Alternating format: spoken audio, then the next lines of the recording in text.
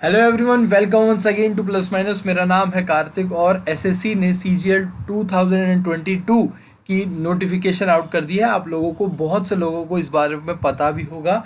और इस वीडियो का बनाने का मकसद ये है क्योंकि कल रात में जब ये नोटिफिकेशन आया, 9 सवा 9 बजे के करीब में नोटिफिकेशन आया, तो तब हम सब के दिमाग में ये था, चलो नोटिफिकेशन आ गया, अब हम अपना फॉर्म 1-2 दिन में भर लेंगे, सावधानी से भरेंगे क्योंकि बहुत मेजर काम होता है सावधानी से भरना इस फॉर्म को।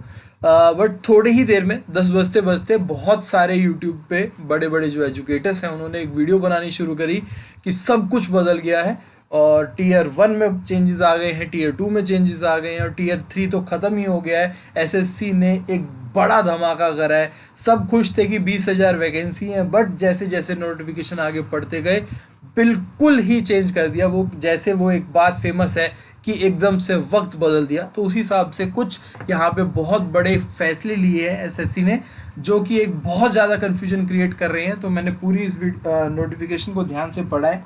आप लोगों के मन में जितने भी क्वेश्चन उठ रहे होंगे उन सारे बातों को इसमें मैं फिगर आउट करने की कोशिश करूँगा और मैं सोचता हूँ कि आप लोगों के सारे क्वेश्चन इसमें मैं एड्रेस कर पाऊँगा। ठीक है, तो चलिए स्टार्ट करता हूँ इस वीडियो को। बहुत ज़्यादा बड़ी वीडियो नहीं रखूँगा, फिर भी अगर आप चाहो तो इस वीडियो को 2x स्पीड पे या फिर 1.5x स्पीड पे देख सकते हो, ताकि आप लोग जल्दी जल्दी सारे मेजर पॉइंट कवर कर सको। पहली बात तो यहाँ पे आप लोगों को ये डेट्स का बहुत ज़्यादा ध्यान रखना है। एक सबसे बड़ी डेट, लोग कहते हैं कि स्टार्टिंग ऑफ फॉर्म या फिर end of the form, but मेरा मानना है कि आप इस डेट को भी ध्यान रखें, यानी कि दिसंबर 2022 को ध्यान में रखते हुए सारी चीज़ें करें, क्योंकि अपने पास बहुत कम टाइम बचेगा एग्ज़ाम की नए पैटर्न के हिसाब से तैयारी करने में। तो यहाँ पे दिसंबर 2022 हमारे लिए मेन टारगेट है। बाकी फॉर्म फिल होना स्टार्ट हो चुके हैं और 8 तारीख यानी कि 8 अक्टूबर को ये लास्ट डेट है। लास्ट डेट की बिल्कुल वेट नहीं करेंगे हम। ठीक है, तो ये सारी मेजर जो डेट है, जिसको चालान से फॉर्म भरना है या ऑनलाइन फॉर्म भरना है, वो देख लेना अपने हिसाब से, अपने कन्वीनियंस के हिसाब से। ठीक है, अब चलते हैं नेक्स्ट मेजर चीज़ पे। उसके बाद ये पोस्ट है। पोस्ट यहाँ पे इस बार बढ़ चुकी है। 20,000 पोस्ट, 20,000 पोस्ट यहाँ पे टेंटेटिव बोली गई हैं, जिसमें डिटेल यहाँ पे आप लोगों को बताई गई है कि कौन कौन सी पोस्ट होती है। ग्रुप बी की होती हैं, ग्रुप सी की होती हैं, और यहाँ पे ग्रुप बी, ग्रुप सी, और उसमें भी आपको एज डिफरेंस देखा जाता है। ग्रुप बी तक आप लोग 30-32 साल तक के होते हो, सारे एलिजिबल होते हो, और यहाँ पे ग्रुप सी जैसे ही आ जाता है वहाँ पे 18 से 27 साल एक एज लिमिट आ जाती है। बट उसका भी एक यहाँ पे प्रावधान किया है, जिनका ये आखिरी अटेम्प्ट नहीं ख़त्म हो चुका था, उनके लिए यहाँ पे एक बहुत अच्छा मौका निकल के आया है। उन्होंने, एसएससी ने, जैसा कि एक्सपेक्टेड था, उन्होंने बोला कि एज लिमिट 1/1/2022 से चेक होगी। जो पिछली सीजीएल की नोटिफिकेशन थी उसमें भी सेम यही था, इस सीजीएल की नोटिफिकेशन में भी यही बोला गया है कि 1/1/2022, यानी कि अगर आपका जन्म 2/1/1995 से पहले हुआ है तो आप एलिजिबल नहीं हो। बट अगर आपका जन्म 2/1/1995 के बाद और 1/1/2004 से पहले हुआ है तो आप सभी पोस्ट के लिए एलिजिबल हो जाते हो, यानी कि 18 से 27 साल तक की उम्र के लिए। ठीक है, तो यहाँ पे आप लोगों को चीज़ समझ में आ गई कि भाई 1/1/2022, यानी कि कहने का मतलब ये है 2022 में 27 साल के होने वाले भी एलिजिबल हो जाएंगे, क्योंकि 1/1/2022 तक वो एलिजिबल 27 साल के नहीं हुए थे। उससे पहले कि जो 27 साल के हो चुके हैं वो एलिजिबल नहीं होंगे। तो ये मेजर चीज़ थी एक एज लिमिट की। ये एक छोटा चेंज था, बड़े चेंजेस पे चलेंगे। और उसी के साथ साथ आप लोगों को पता है कि भाई जो एजुकेशनल क्वालिफिकेशन होता है उसकी जो मेजर डेट है वो यहाँ पे है 8/10/2022, यानी कि 8 अक्टूबर जो फॉर्म फिलिंग की लास्ट डेट है, तब तक आपके पास आपकी क्वालिफिकेशन होनी चाहिए। ठीक है, यानी कि आपके पास आपकी बैचलर्स डिग्री होनी चाहिए, क्योंकि कम से कम एक बैचलर डिग्री होती है सीजीएल के लिए मांगी जाती है। ठीक है, बाकी अलग अलग क्वालिफिकेशन होती है। जेएसओ के लिए होती है, जिसमें बोला जाता है डिग्री के साथ साथ आपके 60% मार्क्स होने चाहिए 12th स्टैंडर्ड में। ठीक है, और ऐसे ही फिर या फिर आपने स्टैट्स पढ़ा होना चाहिए डिग्री लेवल पे। ठीक है, और अब इसके बाद हाउ टू अप्लाई, इस बात पे अब ध्यान रखना कि भाई फॉर्म फिलिंग बहुत एक मेजर रोल प्ले करता है। 20,000 वैकेंसी है तो फॉर्म बिल्कुल ख़राब मत कर देना, वैसे ही आप बाहर हो जाओगे, तो इस बात का ध्यान रख लेना। 100 रुपये फीस, हर बार की तरह फीस उतनी ही है। नेक्स्ट हमारे पास जो चीज़ एक मेजर चीज़ आएगी उस पर चलेंगे। अब ये तो आप लोगों को सब समझ में आ ही गया होगा, ठीक है। चलिए, स्कीम ऑफ टीयर 1 यानी कि जो मेजर चेंज बदलाव करें, सबसे बड़ा जो बदलाव करा, पहला सबसे बड़ा बदलाव यहाँ पे ये है कि टीयर 1 बदल चुका है। बहुत से लोग कहेंगे कि भाई टीयर 1 कहाँ बदला है, वही 4 सब्जेक्ट है, जीके है, रीजनिंग है, मैथ्स है और इंग्लिश है, तो ये तो वही 4 सब्जेक्ट है। 25-25 क्वेश्चन है, 50 नंबर के यहाँ पे क्वेश्चन है, बट यहाँ पे बदलाव हुआ है। बदलाव, 2 बड़े बदलाव हुए हैं यहाँ पे। आपको यहाँ पे जीके नहीं छोड़नी पड़ेगी।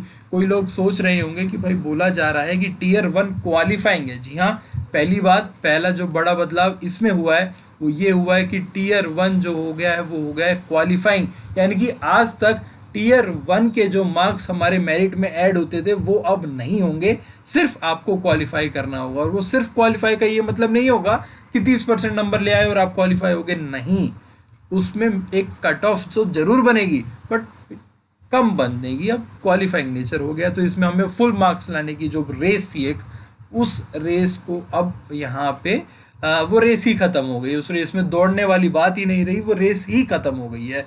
तो आपको फुल मार्क्स वाली रेस में नहीं दौड़ना है, पर यहाँ पे आपको जीके पे ध्यान देना है। क्यों देना होगा, एक चीज आगे निकल के आएगी, वो देख के आपको थोड़ा सी तसल्ली होगी।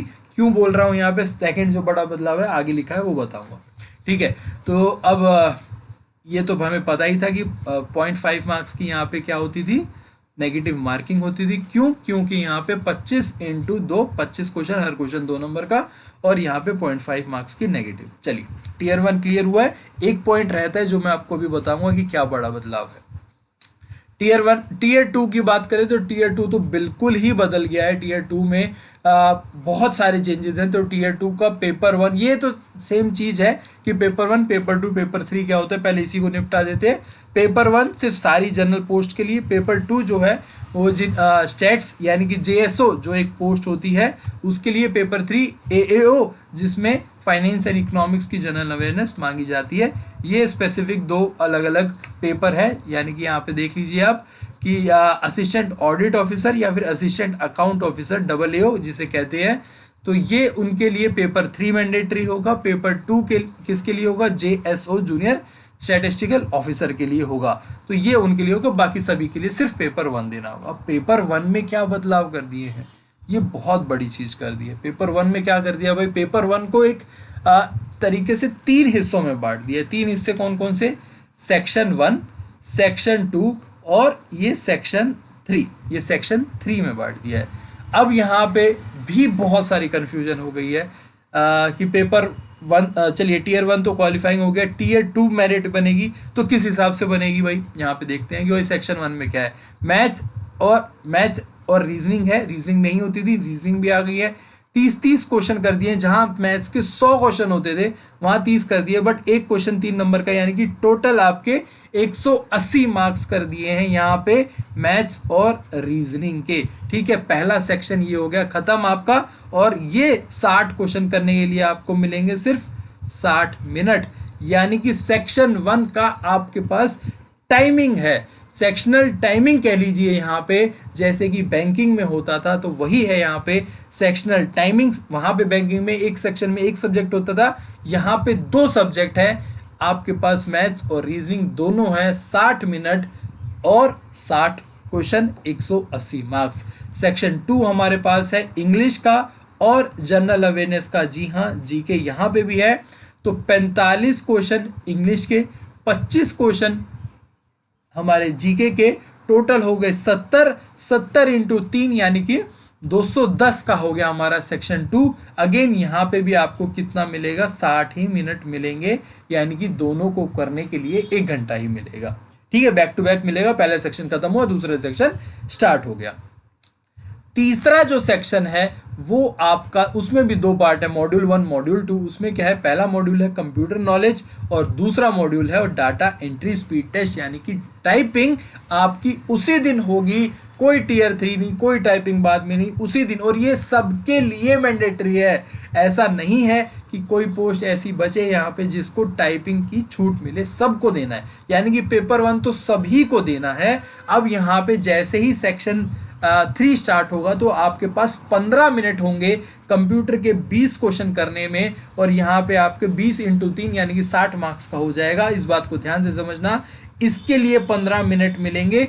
जैसे ही ये 15 मिनट खत्म होंगे आपका पेपर खत्म हो जाएगा। ठीक है, अभी टाइपिंग आ गई, अभी पेपर आपका खत्म हुआ, उसके बाद से एक अलग से दोबारा 15 मिनट का टाइमिंग शुरू होगा, जिसमें आपको ये डाटा एंट्री वाली चीज यानी कि स्पीड टेस्ट आपको टाइपिंग का करके दिखाना होगा।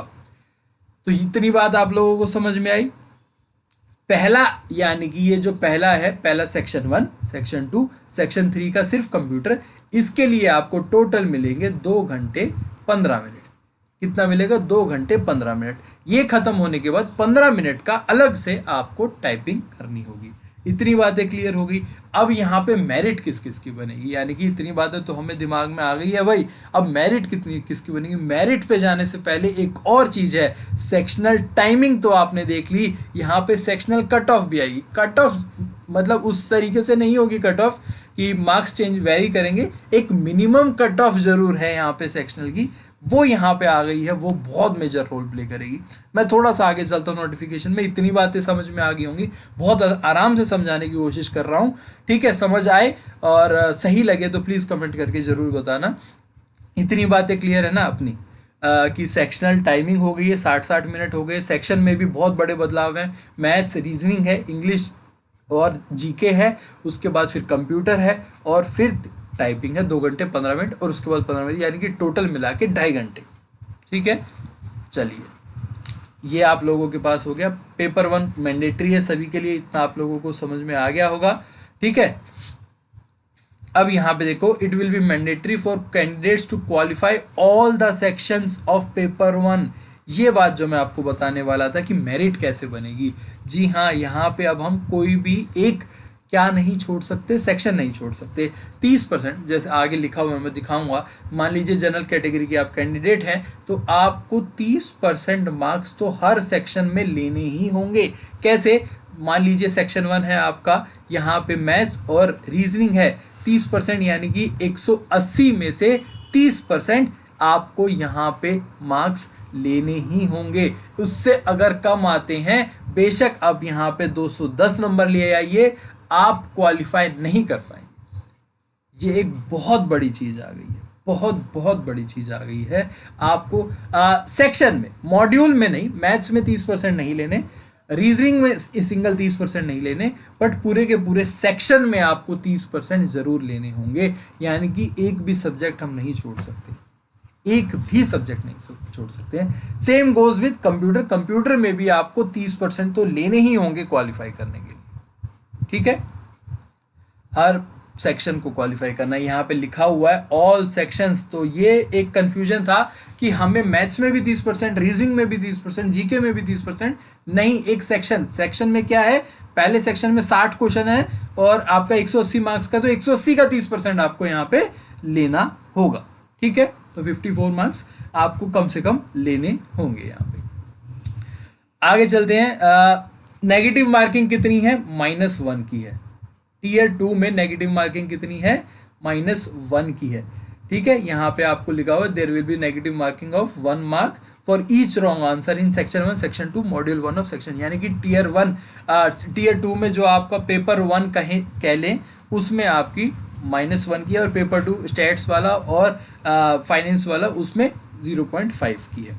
ठीक है, अब यहाँ पे है लिखा हुआ है कि computer knowledge test is mandatory but qualifying in nature. Section 3 of paper 1 that is computer knowledge test, यानी कि module 1 of section 3, module 1 of section 3 computer knowledge test, यानी कि जो आपका कंप्यूटर के जो बारे में, ये भी क्वालिफाइंग है। ये वाला जो पार्ट आ जाता है, अब यहाँ पे थोड़ा सा इरेज करके बता देता हूँ आपको, ये जो कंप्यूटर वाला, ये सबसे बड़ी एक दुविधा चल रही थी कि भाई क्या अपना मेरिट में कंप्यूटर भी ऐड होगा? नहीं होगा, कंप्यूटर भी आपको क्वालिफाई हो गया। सिर्फ आपको क्वालिफाई करना है, तो आप यहाँ पे देखें आपकी जो मेरिट बनेगी वो कितने मार्क्स में बनेगी, 390 में बनेगी। वो कितने में बनेगी, 390 में। जी हाँ, पहले 400 में बनती थी, अब आपकी 390 में बनेगी, बट आपके सब्जेक्ट ज़्यादा हो गए। एक और चीज़ साथ में, कंप्यूटर छोड़ नहीं सकते क्योंकि वो क्वालिफाई जरूर करना है, बट मेरिट में नंबर नहीं आएगा। यानी कि इसका मतलब ये है कंप्यूटर के पीछे पागल भी नहीं होना है, बट कंप्यूटर पढ़नी भी है। समझ में आई चीज़ें? चलिए आगे चलेंगे। तो यानी कि ये जो 60 नंबर है इसमें भी हमें पूरे नंबर लेने की कोशिश नहीं करनी है, क्वालिफाई करेंगे तो हम एलिजिबल हो जाएंगे अपनी मेरिट में आने के लिए। नंबर हमें यहाँ से लेनी है सेक्शन 1 और सेक्शन 2 से, ठीक है। ओके, ये पॉइंट भी क्लियर हो गया हमारा कि कंप्यूटर टेस्ट भी मैंडेटरी है बट क्वालिफाइंग है। चलिए आगे चलेंगे। यहाँ पे एक चीज़ और है कि भाई डाटा एंट्री की जो बात है वो भी क्वालिफाइंग नेचर है, वो सभी के लिए है, सभी के लिए, कोई भी पोस्ट हो। और यहाँ पे जो है इन्होंने अपनी वेबसाइट पे बता रखा है किस तरीके से हम लेंगे, वो आप ज़रूर देख लीजिए, क्योंकि अब तो उसी टाइम टीयर 2 के टाइम पे ही आपको ये देना है, ठीक है।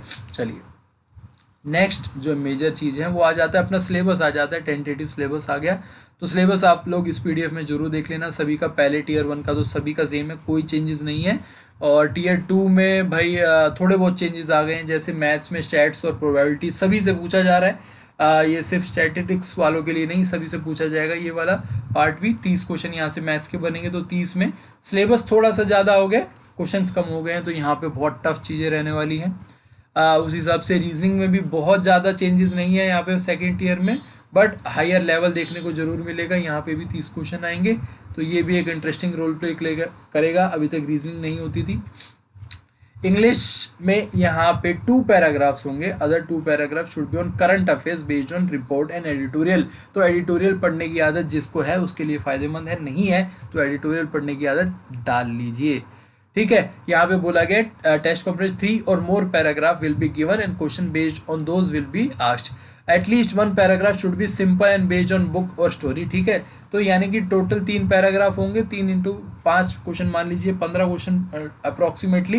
तो यहाँ पे 3 में से एक जो होगा वो सिंपल होगा और 2 जो होगा उसमें एडिटोरियल होगा, यानी कि वहाँ पे भी जनरल अवेयरनेस, दुनिया में क्या चल रहा है उसकी जानकारी आपको होनी चाहिए, तभी आप लोग उस चीज़ को समझ पाएंगे। तो आज से ही एडिटोरियल पढ़ने की आदत डाल लीजिए, न्यूज़पेपर पढ़ने की आदत डाल लीजिए, ठीक है। General awareness. यहाँ पे एक और India and it's neighbouring country के बारे में बोला गया है, तो ये काफ़ी मज़ेदार चीज़ें कर दी गई हैं जीके में भी, और इंग्लिश में भी बता दिया गया, खुल के बता दिया गया। उसके बाद कंप्यूटर आ गया। कंप्यूटर की जो आपको अभी मैंने बताया कि यहाँ पे आपके कंप्यूटर के 20 क्वेश्चन आएंगे, बट अगेन वो क्वालिफाई करना होगा, बस सिर्फ आपको क्वालिफाई करना है, बहुत ज़्यादा इसमें नहीं घुसना है, बट कंप्यूटर पढ़ना तो पड़ेगा, ठीक है। ये बात थी भाई अपने सिलेबस की। सिलेबस के बाद अब चलेंगे मोड ऑफ स्कीम, जो एक बहुत मेजर चीज़, बाकी ये स्टैट्स और उसका आप फाइनेंस वगैरह का देख लेना, जिनकी आगे की वो जो 2 स्पेसिफिक पोस्ट है उनको लेने की चाह है। यहाँ पे मोड ऑफ स्कीम में जो मैं बात कर रहा था 30% की, वो यहाँ पे कह दी है। मिनिमम क्वालिफाइंग मार्क्स टीयर 1, जी हाँ टीयर 1 में, टोटल टीयर 1 में, टीयर 1 में कोई सेक्शन तो है नहीं, तो टीयर 1 में 200 में से मिनिमम क्वालिफाइंग मार्क्स आपके 30% होने चाहिए।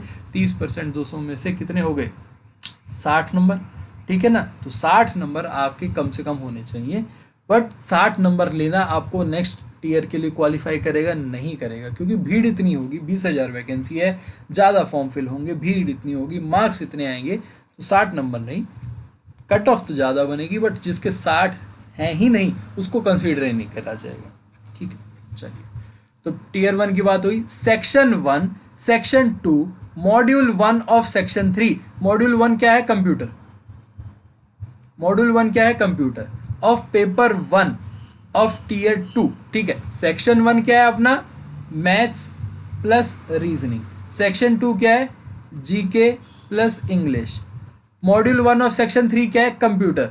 ये टीयर 2 का पेपर 1 में, और पेपर 2 और पेपर 3 ये सभी में आपको, जनरल के लिए बोल रहा हूँ, 30% मार्क्स कम से कम लेने होंगे। यानी कि सेक्शनल टाइमिंग है आपकी 60 मिनट की। Sectional cut off, minimum sectional cut off, sectional cut off नहीं, मिनिमम सेक्शनल कट ऑफ आपकी रहेगी 30% की। ये बहुत बड़ा चेंज है, जिस पे मैं बहुत ज़्यादा आप लोगों के लिए एम्फेसाइज कर रहा हूँ कि भाई इस बात को समझो, क्योंकि ये बहुत मिस हो रही है चीज़ों में। एजुकेटर्स भी हैं, उनकी से भी ये मिस हो रही है। वो भी 2-2 3-3 वीडियो बना के आप लोगों को बता रहे हैं कि ये ऐसा हो रहा है। तो प्लीज़ इस बात को समझिए कि बहुत बड़ी चेंज है कि 30% हर सेक्शन में और 60 मिनट आपको मिलेंगे वहाँ पे। उसके साथ ये तो टीयर 2 की जो बात थी, उसमें सेक्शन 1, सेक्शन 2, सेक्शन 3 कंप्यूटर, और सेक्शन 3 में भी क्या है, अपना जो दूसरा टाइपिंग है उसमें भी क्या आपके पास मिनिमम गलती, मिनिमम क्वालिफाइंग स्टैंडर्ड एरर, यानी कि 20% ही एरर आप लोग कर पाएंगे उस टाइपिंग में, अगर आप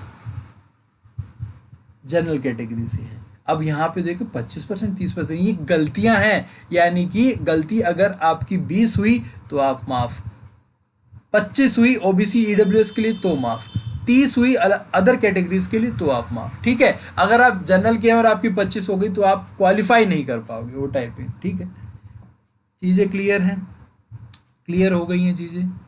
चलिए, अब एक और जो सबसे बड़ी चीज़ है वो यहाँ पे ये है कि यहाँ पे ये बोला गया है कि भाई कंप्यूटर और टाइपिंग का जो है वो क्वालिफाइंग नेचर है, बट जो ऐसी पोस्ट हैं जिनमें कंप्यूटर प्रोफिशिएंसी मांगा जाता है, या फिर जो ऐसी स्पेसिफिक पोस्ट हैं जिसमें टाइपिंग मांगी जाती है, उसमें आपके हायर स्टैंडर्ड होंगे कट ऑफ के। कट ऑफ डिफरेंट डिफरेंट बनेगी। तो मान लीजिए कोई पोस्ट है जिसमें कंप्यूटर प्रोफिशिएंसी टेस्ट मांगा गया है, उसमें आपका जो कंप्यूटर के जो मार्क्स हैं उसको इंक्लूड करके आपकी एक मेरिट लिस्ट बना दी जाएगी। वैसे सबके लिए क्वालिफाइंग है, उसमें ज़्यादा मार्क्स की जरूरत नहीं है, बट जहाँ पे कंप्यूटर प्रोफिशिएंसी टेस्ट मांगा गया है, यहाँ पे आप लोग मेंशन करा हुआ है कि पैरा 13.8.10 में आप वो जो वो है वो जो पोस्ट है उसको देख सकते हो। उसमें बोला गया सेपरेट हायर कट ऑफ निकलेगी। ये बात भी आपको ध्यान रखनी है कि अभी तक जो मैं कह रहा था कि कंप्यूटर पे बहुत ज़्यादा ध्यान नहीं रखना, बट अगर आपकी जो ड्रीम है वो पोस्ट है जिसमें कंप्यूटर प्रोफिशिएंसी टेस्ट मांगा हुआ है, तो उसमें आपको कंप्यूटर में ज़्यादा मार्क्स लाने होंगे, सिर्फ क्वालिफाई नहीं करना होगा।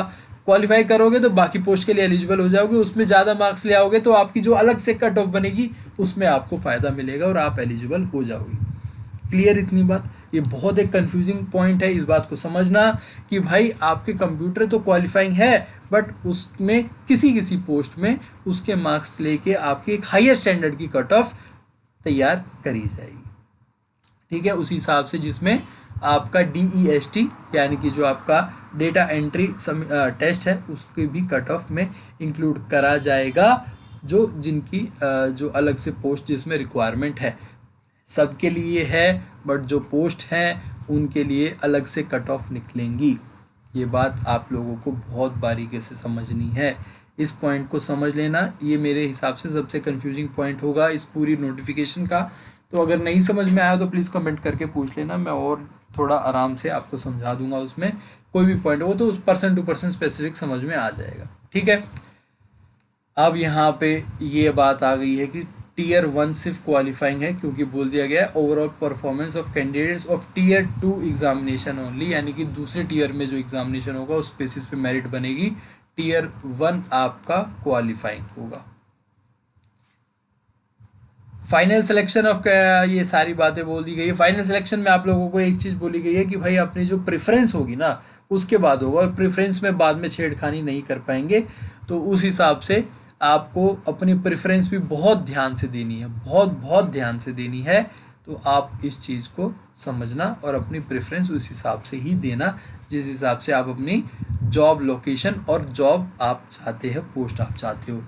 यहाँ पे थोड़ी ऊपर जो चीज़ें यहाँ पे लिखी हुई हैं वो बस ये लिखी हुई हैं कि जो अपना पेपर 1 और पेपर 2 देखेंगे उनके दोनों के मार्क्स मिला के कट ऑफ होगी। जो पेपर 1 और पेपर 3 देंगे उसमें उन दोनों के मार्क्स मिला के कट ऑफ तैयार करी जाएगी।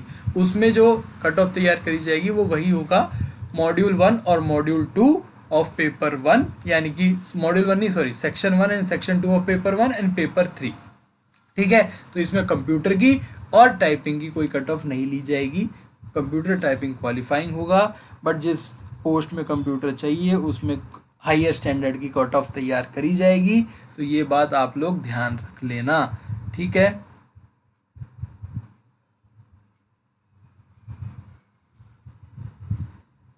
यहाँ पे फिर से मैं एक बार दोबारा नोटिफाई कर रहा हूँ कि जिन एग्ज़ाम में कंप्यूटर नॉलेज टेस्ट मांगा जाता है उसमें एक हायर कट ऑफ तैयार करी जाएगी। उसमें क्या होगा, एक हायर कट ऑफ तैयार करी जाएगी। As decided by the commission will be fixed for the post where computer proficiency is prescribed. यहाँ पे वो क्वालिफाइंग है, बट उन पोस्ट के लिए एक हायर कट ऑफ निकलेगी। क्लियर? चलिए, मेरे हिसाब से मैंने सारी चीज़ें यहाँ पे बता दी हैं आप लोगों को। तो आप लोग कंप्यूटर की बहुत ज़्यादा टेंशन ना लीजिए। कंप्यूटर की अगर आप क्वालिफाई भी करते हैं तो भी सही है। अगर जिनमें कंप्यूटर मांगा गया उसकी थोड़ी हायर कट ऑफ मांगी जाएगी टीयर 2 में, वो भी सब कुछ चल जाएगा। इसमें इतना परेशान नहीं होना है कि ये अलग से सब्जेक्ट क्या आ गया। बस आप लोगों के लिए एक मेजर जो चीज़ आई है वो ये है कि जीके की आपको ज़्यादा तैयारी करनी होगी। जीके क्योंकि पार्ट 1 में भी है और टीयर 1 में भी है, टीयर 2 में भी है, और अब सेक्शनल मिनिमम कट ऑफ भी है। तो आपको उस हिसाब से भी ध्यान रखते हुए जीके की तैयारी ज़्यादा करनी है। कंप्यूटर की सिर्फ बेसिक तैयारी कर रहे होगे तो भी चल जाएगा। आप सारे ही पोस्ट के लिए एलिजिबल हो जाओगे। जिसमें कंप्यूटर प्रोफिशिएंसी टेस्ट मांगा गया उसकी थोड़ी कट ऑफ ज़्यादा होगी, तो वो आप सेक्शन 1 और सेक्शन 2 में मार्क्स अच्छे ले आओगे तो उसमें आपको वहाँ पे कट ऑफ तो वहाँ से क्लियर हो जाएगी। क्वालिफाई करना होगा कंप्यूटर आपको। ठीक है, चलिए, उम्मीद है कि सारे डाउट्स क्लियर हो गए होंगे। अगर हो सकता है कोई एक ऐसी बात हो जिससे आपका कोई एक एडिशनल डाउट क्रिएट हो गया हो। कई बार क्या होता है, किसी बताते हैं तो अभी तक हमारे ने नहीं सोचा होता, उसके बाद एक एडिशनल डाउट क्रिएट हो जाता है किसी के बताने के बाद कोई चीज़। तो अगर ऐसा लगे तो कमेंट करके पूछ लेना, वो बात क्लियर हो जाएगी। बट मुझे लगता नहीं कि अब कोई डाउट बचेगा।